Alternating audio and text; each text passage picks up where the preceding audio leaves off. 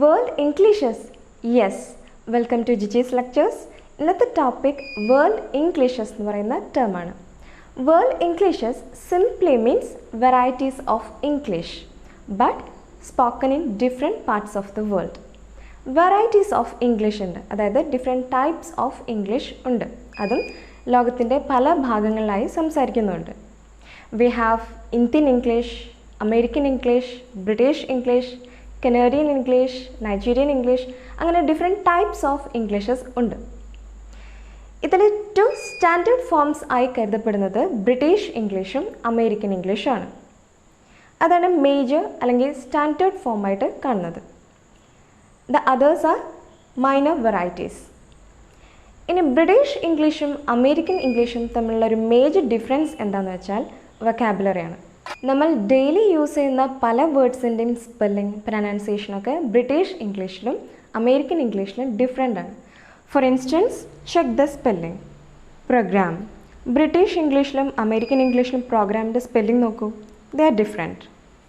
Next, order, colour, parlour, എല്ലാം spelling different ആണ്. Now examples for vocabulary.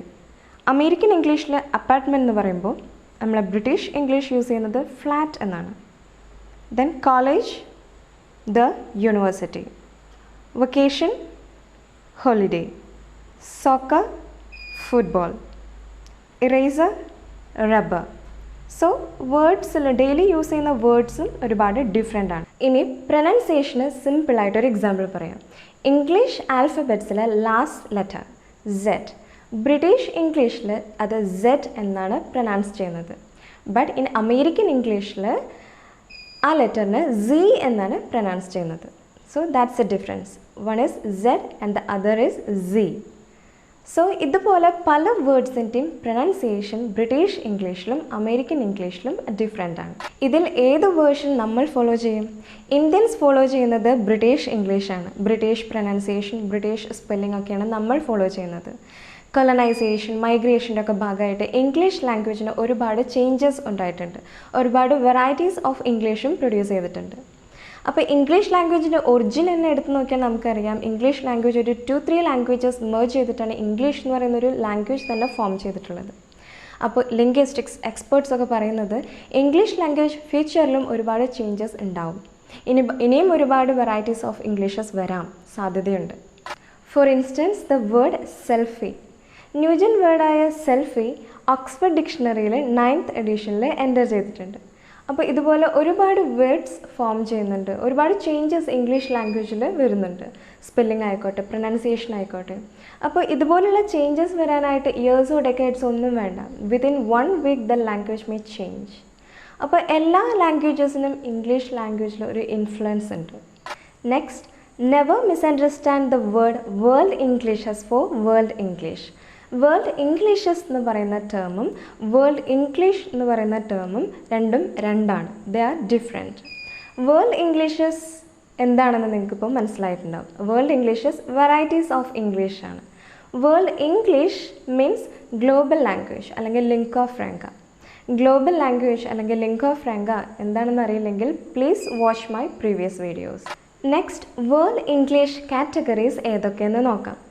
Famous linguist Braj കെഹ്റുവിൻ്റെ famous മോഡലാണ് 3 concentric circles. Okay, ഇതാണ് 3 concentric circle model. അപ്പോൾ നിങ്ങൾക്ക് കാണാം, ആദ്യം ഒരു ഇന്നർ സർക്കിൾ ഉണ്ട്. ഇന്നർ സർക്കിളിൽ വരുന്ന രാജ്യങ്ങൾ UK, USA, Canada, Australia, New Zealand എന്നീ രാജ്യങ്ങളാണ്.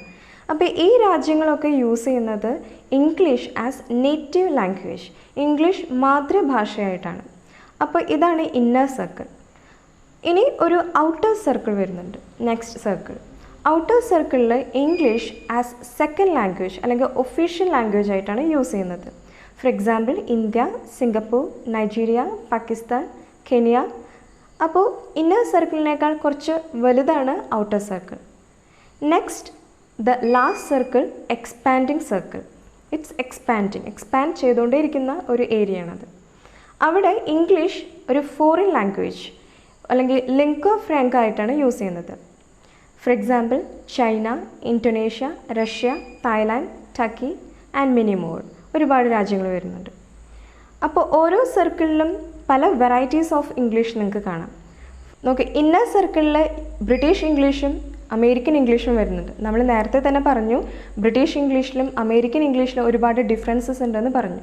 അപ്പോൾ ഓരോ സർക്കിളിലും പല വെറൈറ്റീസ് ഓഫ് ഇംഗ്ലീഷ് നമുക്ക് കാണാം. ഒരേ സർക്കിളിൽ തന്നെ ഇങ്ങനെയുള്ള ഡിഫറൻസസ് വരാനായിട്ട് കുറേ മൈനർ റീസൺസും ഉണ്ട്. നമ്മുടെ ഹിയറിംഗ്, നമ്മൾ യൂസ് ചെയ്യുന്ന ഡയലക്റ്റ്, ആക്സെൻറ്റ്, നമ്മുടെ volume, pitch, intonation, facial expressions, body gestures. അപ്പോൾ ഇങ്ങനെ കുറേ മൈനർ റീസൺസും ഇങ്ങനെയുള്ള ഡിഫറൻസസിന് കാരണമാകുന്നുണ്ട്. So I conclude, world Englishes എന്ന് പറയുമ്പോൾ അവിടെ ഒരു കറക്റ്റ് ഗ്രാമറോ അല്ലെങ്കിൽ ഇൻകറക്റ്റ് ഗ്രാമറോ ഒന്നുമില്ല. There is no place for standard English. Standard ഇംഗ്ലീഷിന് അവിടെ ഒരു പ്രസക്തിയും ഇല്ല. ലിംഗ്വിസ്റ്റ്സ് ആൻഡ് എക്സ്പേർട്സ് പറയുന്നത് ഇംഗ്ലീഷ് ലാംഗ്വേജിന് ഇനിയും ഒരുപാട് ചേഞ്ചസ് വരും. ഗ്രാമർ, സ്പെല്ലിംഗ് ആൻഡ് പ്രൊനൗൺസിയേഷൻ എല്ലാം വളരെ സിമ്പിളായി മാറും. It will be more easier എന്നാണ് പറയുന്നത്. So thanks for watching my video.